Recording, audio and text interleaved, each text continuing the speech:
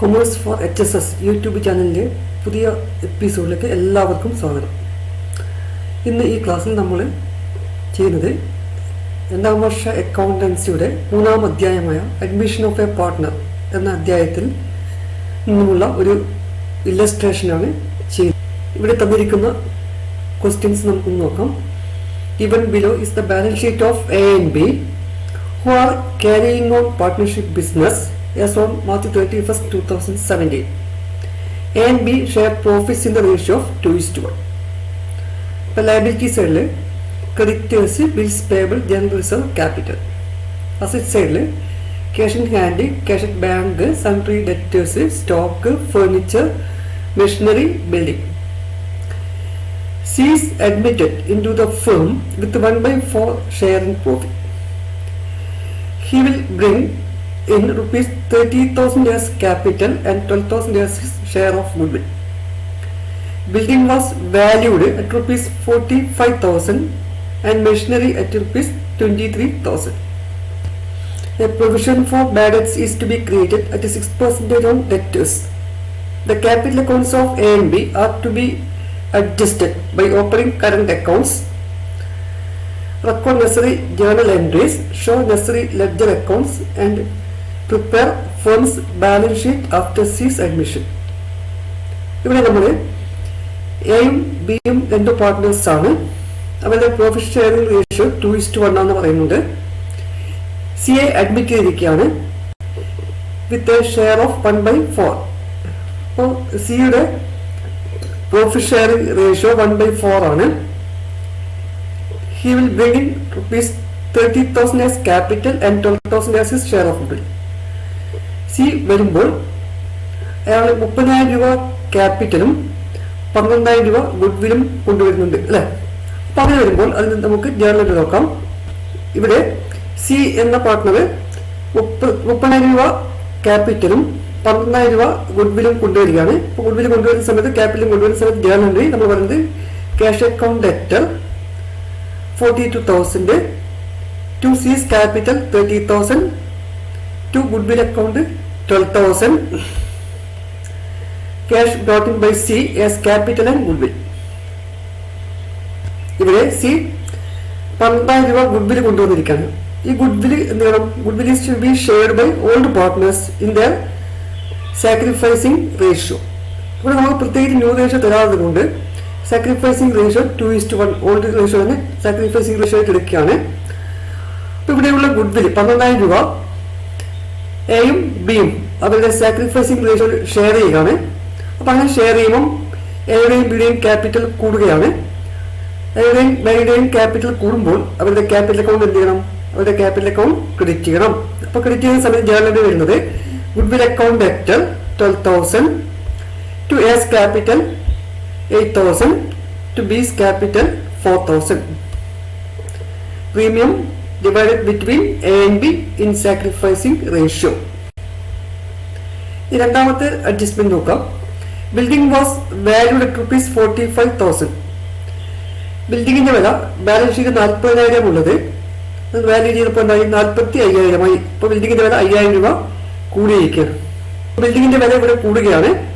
ബിൽഡിങ്ങിന്റെ വില കൂടുമ്പോൾ ബിൽഡിംഗ് അക്കൗണ്ട് എന്ത് ചെയ്യണം? Building is an asset. അസറ്റിന്റെ വാല്യൂ കൂടുമ്പോൾ നമ്മൾ എന്ത് ചെയ്യണം? അസറ്റിന്റെ വാല്യൂ കൂടുമ്പോൾ അസറ്റ് അക്കൗണ്ട് ഡെബിറ്റ് ചെയ്യുകയാണ്. അപ്പോൾ ബിൽഡിങ്ങിന്റെ വില കൂടുന്നത് കൊണ്ട് ബിൽഡിംഗ് അക്കൗണ്ട് നമ്മൾ എന്ത് ചെയ്യുന്നു? ഡെബിറ്റ് ചെയ്യുന്നു. അപ്പോൾ building account debtor 5,000, to revaluation account 5,000.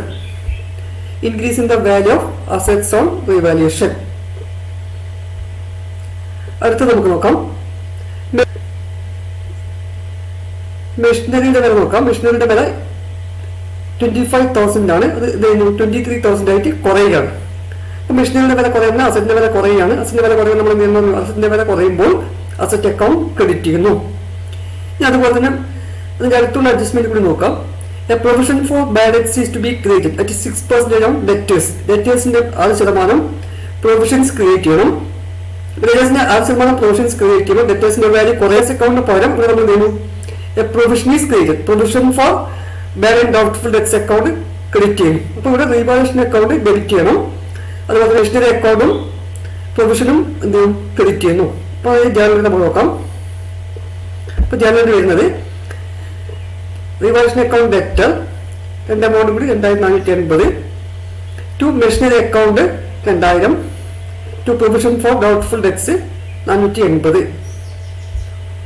അപ്പോൾ decrease in the value of asset. ഇത് നമ്മളിവിടെ റിവാലുവേഷൻ അക്കൗണ്ട് തയ്യാറാക്കിയാണ്. അപ്പോൾ റിവാലുവേഷൻ അക്കൗണ്ട് തയ്യാറാക്കുമ്പോൾ നമ്മൾ നേരത്തെ എഴുതിയിരിക്കുന്ന റിവാലുവേഷൻ അക്കൗണ്ടുമായി ബന്ധപ്പെടുന്ന എല്ലാ ജേർണൽ എൻട്രീസും ഇവിടെ പോസ്റ്റ് ചെയ്യേണ്ടതായിട്ടുണ്ട്.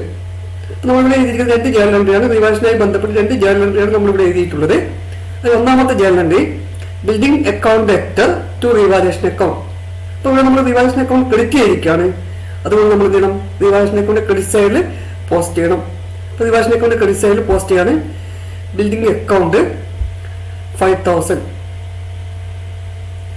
അടുത്ത ജേർണൽ എൻട്രി നോക്കാം. Revaluation account debtor to machinery account to provision for debtors. ഇവിടെ നമ്മൾ റിവാലുവേഷൻ അക്കൗണ്ട് ഡെബിറ്റ് ചെയ്തുകൊണ്ട് റിവാലുവേഷൻ അക്കൗണ്ട് ഏത് സൈഡിൽ പോസ്റ്റ് ചെയ്യണം, റിവാലുവേഷൻ അക്കൗണ്ട് ഡെബിറ്റ് സൈഡിൽ പോസ്റ്റ് ചെയ്യണം. അപ്പോൾ ഡെബിറ്റ് സൈഡിൽ പോസ്റ്റ് ചെയ്യുമ്പോൾ ഡെബിറ്റ് സൈഡിൽ machinery account 2000, provision for debtors 480. ഇത്രയും ഐറ്റംസ് ആണ് റിവാലുവേഷനുമായി ബന്ധപ്പെട്ട് നമുക്ക് ഈ ക്വസ്റ്റിനകത്ത് വന്നിട്ടുള്ളത്. അപ്പോൾ നമ്മൾ രണ്ട് സൈഡും റിവാലുവേഷൻ അക്കൗണ്ട് ബാലൻസ് ചെയ്യുക. സാധാരണ അക്കൗണ്ട് ബാലൻസ് ചെയ്യുന്ന പോലെ റിവാലുവേഷൻ അക്കൗണ്ട് ഇവിടെ ബാലൻസ് ചെയ്യുകയാണ്. ഇപ്പോൾ ഇവിടെ നമുക്ക് ക്രെഡിറ്റ് സൈഡിലാണ് കൂടുതൽ വരുന്നത് അല്ലേ. അപ്പോൾ ക്രെഡിറ്റ് സൈഡ് കൂടുതൽ വരുന്നത് കൊണ്ട് ആ എമൗണ്ട് തന്നെ നമ്മൾ എന്ത് ചെയ്യുക, രണ്ട് സൈഡിലും എടുക്കുകയാണ്. ഇപ്പോൾ നമുക്ക് ക്രെഡിറ്റ് സൈഡിലാണ് കൂടുതൽ എമൗണ്ട് വരുന്നത്. ഇപ്പോൾ ക്രെഡിറ്റ് സൈഡിൽ 5000ഉം ഡെബിറ്റ് സൈഡിൽ 2480 ആണ് ഉള്ളത്. ഇപ്പോൾ ഡെബിറ്റ് സൈഡിൽ കുറവായതുകൊണ്ട് നമുക്കത് എന്താ പറയാം, ഇറ്റ് ഈസ് പ്രോഫിറ്റ്. ക്രെഡിറ്റ് സൈഡിൽ അധികം വരുന്നതുകൊണ്ട് ക്രെഡിറ്റ് സൈഡിൽ നമ്മൾ പറഞ്ഞു ക്രെഡിറ്റ് സൈഡിൽ വരുന്ന ഐറ്റംസ് എന്തൊക്കെയാണ്, ഒന്നിക്കൽ ഇൻക്രീസ് ഇൻ അസറ്റ്സ് അല്ലെങ്കിൽ ഡിക്രീസ് ഇൻ ലയബിലിറ്റീസ് ആണ് ക്രെഡിറ്റ് സൈഡിൽ വരിക. അപ്പോൾ ക്രെഡിറ്റ് സൈഡിൽ അങ്ങനെ വരുന്ന സമയത്ത് ഇറ്റ് ഈസ് എ പ്രോഫിറ്റ്. ഇപ്പോൾ ഇവിടെ നമുക്ക് ഈ പ്രോബ്ലത്തിനകത്ത് ഡിഫറൻസ് വരുന്ന എമൗണ്ട് പ്രോഫിറ്റ് ആണെന്ന് പറയാം. ഡിഫറൻസ് വരുന്നത് 2520 രൂപ. പ്രോഫിറ്റ് ഓൺ റിവാലുവേഷൻ ആണ്. It is shared by partners. അപ്പോൾ it is shared by old partners in their old ratio. അപ്പോൾ നമ്മൾ പാർട്ട്നേഴ്സ് ക്യാപിറ്റൽ അക്കൗണ്ട് എഴുതുന്നു. It is shared by A and B in their old ratio 2:1 divide ചെയ്യുന്നു. അപ്പോൾ 2520 into 2/3 എക്ക് വരും. 2520 into 1/3 ബിക്കും ലഭിക്കുന്നതായിരിക്കും.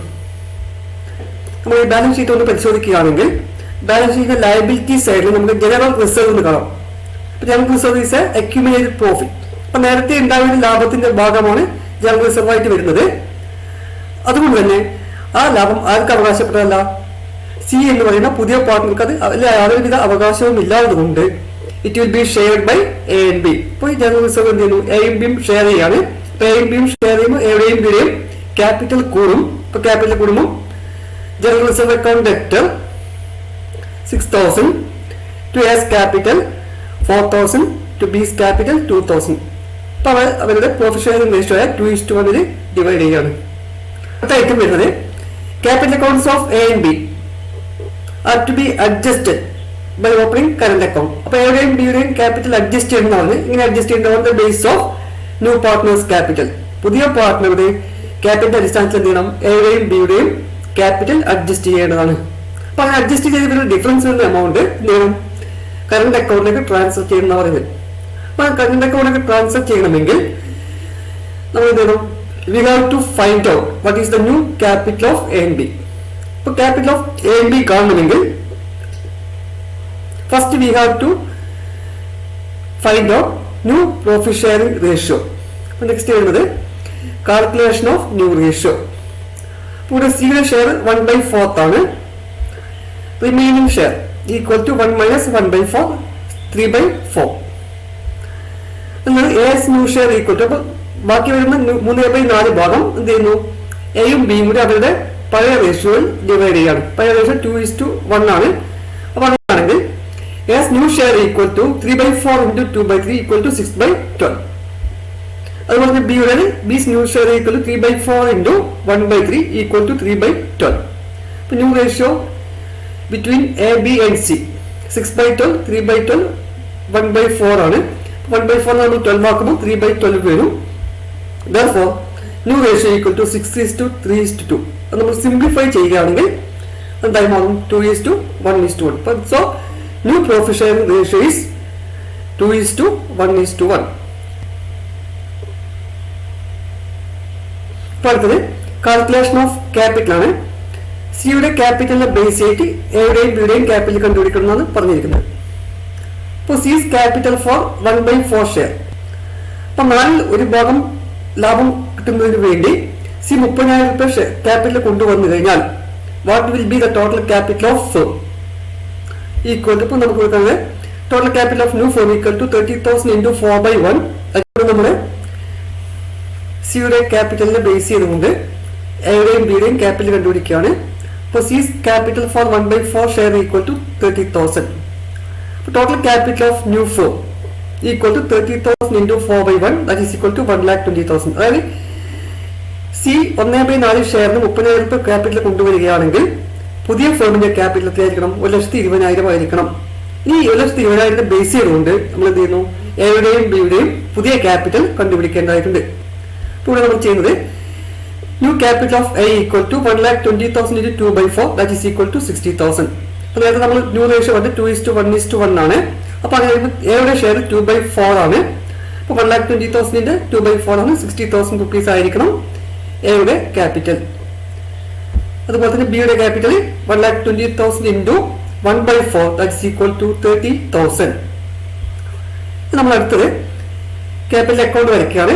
ഇപ്പൊ ക്യാപിറ്റൽ അക്കൗണ്ട് വരയ്ക്കുമ്പോൾ നമ്മൾ ആദ്യം സ്റ്റാർട്ടഡ് വിത്ത് ഓപ്പണിംഗ് ബാലൻസ്. ഇപ്പൊ ബാലൻസ് ബ്രോ ഡൗൺ എയും ബിയുടെയാണ് 50,000 30,000. നമ്മൾ ബാലൻസ് ഷീറ്റിൽ തന്നിരിക്കുന്ന എമൗണ്ട് ആണ് അവിടെ എടുത്തിരിക്കുന്നത്. ഇനി ക്യാപിറ്റലായിട്ട് ബന്ധപ്പെടുന്ന നമ്മൾ നേരത്തെ ഏത് ജേണൽ എൻട്രീസ് നോക്കാം. അപ്പൊ അതിൽ നമ്മൾ പറഞ്ഞത് ഒന്ന് cash account debtor to C's capital. അപ്പൊ സി എന്ത് ചെയ്യുന്നു? 30,000 രൂപ ക്യാപിറ്റൽ കൊണ്ടുവന്നിട്ടുണ്ട്. അപ്പോൾ നമ്മൾ സിയുടെ ക്യാപിറ്റൽ ക്രെഡിറ്റ് ചെയ്തിരിക്കുകയാണ്. അതുകൊണ്ട് നമ്മൾ എന്ത് ചെയ്യണം? സിയുടെ ക്യാപിറ്റലിന്റെ ക്രെഡിറ്റ് സൈഡിൽ പോസ്റ്റ് ചെയ്യാണ് ക്യാഷ് അക്കൗണ്ട്. അപ്പൊ സിയുടെ കോളത്തിലേക്ക് 30,000 വരുന്നു. അടുത്തത് നമ്മൾ സി ക്യാപിറ്റൽ കൂടാതെ ഗുഡ് വില്ല് കൂടി കൊടുക്കും അല്ലെ. അപ്പൊ ഗുഡ് വിൽ കൂടാതെ നമ്മൾ നേരെ ജേണൽ ചെയ്തിട്ടുണ്ട്. നോക്കാം ഗുഡ് വില്ല് ജേണൽ എന്താണ്? Cash account debtor to goodwill account. ഇനി goodwill generate shared by A and B. അപ്പൊ ഗുഡ് വിൽ ഷെയർ ചെയ്യുമ്പോൾ goodwill account debtor to A's capital to B's capital. ഇപ്പോൾ നമ്മൾ എയുടെയും ബിയുടെയും ക്യാപിറ്റൽ ക്രെഡിറ്റ് ചെയ്തിരിക്കുകയാണ്. അപ്പൊ അതുകൊണ്ട് എന്ത് ചെയ്യണം? ഗുഡ് വിൽ എയുടെയും ബിയുടെയും ക്യാപിറ്റലിന്റെ ക്രെഡിറ്റ് സൈഡിൽ പോസ്റ്റ് ചെയ്യേണ്ടതാണ്. അപ്പൊ നമ്മൾ ക്രെഡിറ്റ് സൈഡിൽ ഗുഡ് വിൽ അക്കൗണ്ട് എഴുതുന്നു. എയുടെ കോളത്തിൽ 8,000, ബിയുടെ കോളത്തിൽ 4,000. അടുത്ത് നമ്മൾ റീവാലുവേഷൻ അക്കൗണ്ട് ചെയ്തിട്ടുണ്ട്. അപ്പൊ റീവാലുവേഷൻ അക്കൗണ്ട് ലാഭമാണ് പറഞ്ഞത് ലാഭമാണ്. അപ്പൊ റീവാലുവേഷൻ ലാഭം എന്താണ്? അത് പാർട്ട്നേഴ്സിന്റെ ക്യാപിറ്റൽ കൂടും. അപ്പൊ ക്യാപിറ്റൽ കൂടുമ്പോൾ അത് എന്ത് ചെയ്യണം? ക്യാപിറ്റൽ അക്കൗണ്ടിൽ അത് കൂടി പോസ്റ്റ് ചെയ്യേണ്ടതാണ്. അപ്പൊ revaluation account debtor 2,520 to A's capital to B's capital. ഇതുകൊണ്ട് നമ്മൾ എയുടെയും ബിയുടെയും ക്യാപിറ്റൽ ക്രെഡിറ്റ് ചെയ്തിരിക്കുകയാണ്. അതുകൊണ്ട് നമ്മൾ revaluation account capital account credit സൈഡിൽ പോസ്റ്റ് ചെയ്യണം. അപ്പൊ നമ്മൾ ക്യാപിറ്റൽ അക്കൗണ്ട് ക്രെഡിറ്റ് സൈഡിൽ പോസ്റ്റ് ചെയ്യുമ്പോൾ എയുടെ കോളത്തിൽ 1,680 വരുന്നു. ബിയുടെ കോളത്തിൽ 840 വരും. പിന്നെ അടുത്ത് വരുന്നത് ജനറൽ റിസർവ് ആണ്. ജനറൽ റിസർവിന്റെ ജേണൽ നമ്മൾ നേരത്തെ എഴുതിയിരിക്കുകയാണ്. General reserve account debtor 6,000 to A's capital 4,000 to B's capital 2,000. അപ്പൊ ഇവിടെ നമ്മൾ ക്യാപിറ്റൽ അക്കൗണ്ട് ക്രെഡിറ്റ് ചെയ്തിരിക്കുകയാണ്. അപ്പോൾ ജനറൽ റിസർവ് എന്ത് ചെയ്യുന്നു? General reserve is posted on the credit side. അപ്പോൾ ക്യാപിറ്റൽ അക്കൗണ്ട് ക്രെഡിറ്റ് സൈഡിൽ ജനറൽ റിസർവ് നേടുന്നു.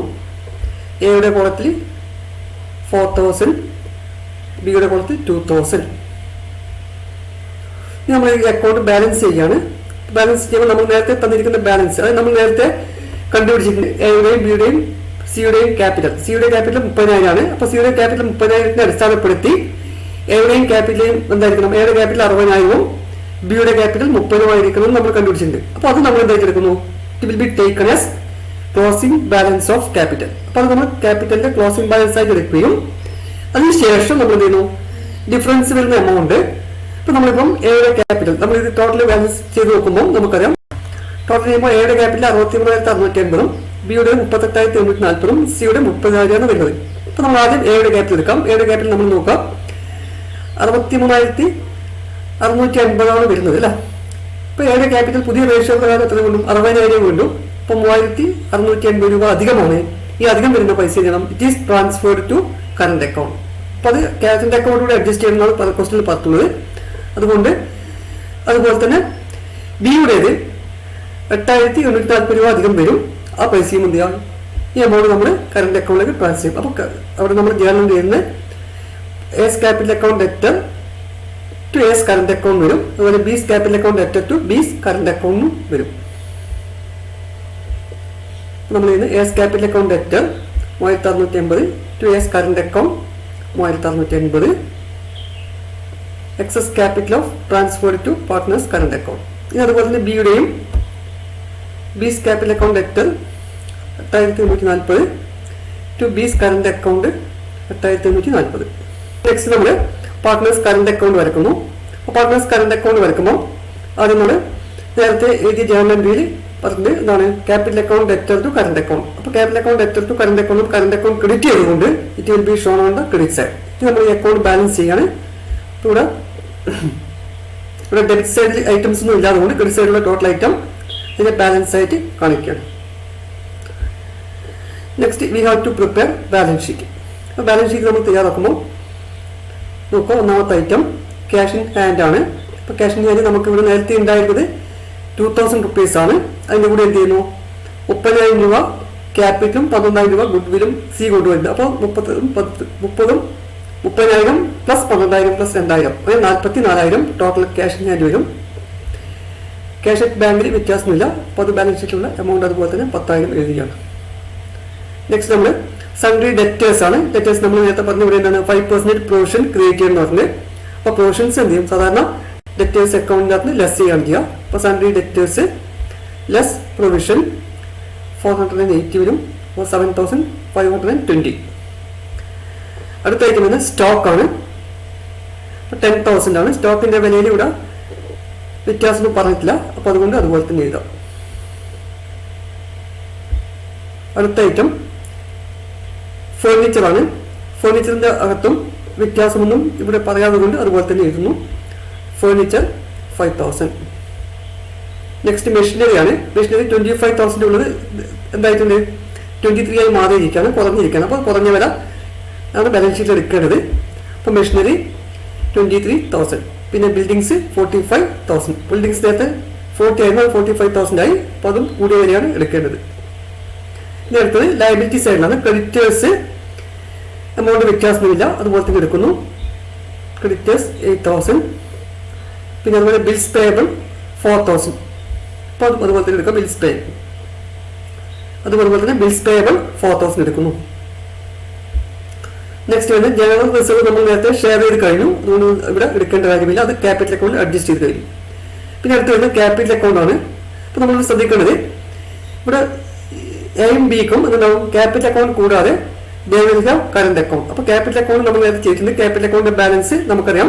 ഇവിടെ തക്കത്തിട്ടുണ്ട്. ബാലൻസ് ചെയ്ത് എ 60,000, ബി 30,000, സി 30,000. അപ്പോൾ ഈ എമൗണ്ട് ക്യാപിറ്റൽ അക്കൗണ്ട് എടുക്കുകയാണ്. ഈ എമൗണ്ട് ബാലൻസ് ഷീറ്റിൽ എടുക്കുകയാണ്. A 60,000, B 30,000, C 30,000. ഇവിടെ നമ്മൾ കറന്റ് അക്കൗണ്ട് തയ്യാറാക്കിയത് കൊണ്ട് കറന്റ് അക്കൗണ്ട് കൂടി എന്ത് ചെയ്യണം ബാലൻസ് ഷീറ്റിനകത്ത് കാണിക്കേണ്ടതുണ്ട്. ബാലൻസ് ഷീറ്റ് ലയബിലിറ്റി സൈഡിൽ കറന്റ് അക്കൗണ്ട് എ, ബി ഈ രണ്ട് സൈഡും അക്കൗണ്ട് ബാലൻസ് ഷീറ്റിന്റെ രണ്ട് സൈഡും ടോട്ടൽ ചെയ്യാം. ടോട്ടൽ 1,39,520. ഇത്രയുമാണ് ഈ പ്രോബ്ലത്തിനകത്ത് ചെയ്യാനുള്ളത്. ഈ ക്ലാസ് നിങ്ങൾക്ക് ഇഷ്ടപ്പെട്ടിട്ടുണ്ടെങ്കിൽ ലൈക്ക് ചെയ്യുക, ഷെയർ ചെയ്യുക, സബ്സ്ക്രൈബ് ചെയ്യുക. Thank you.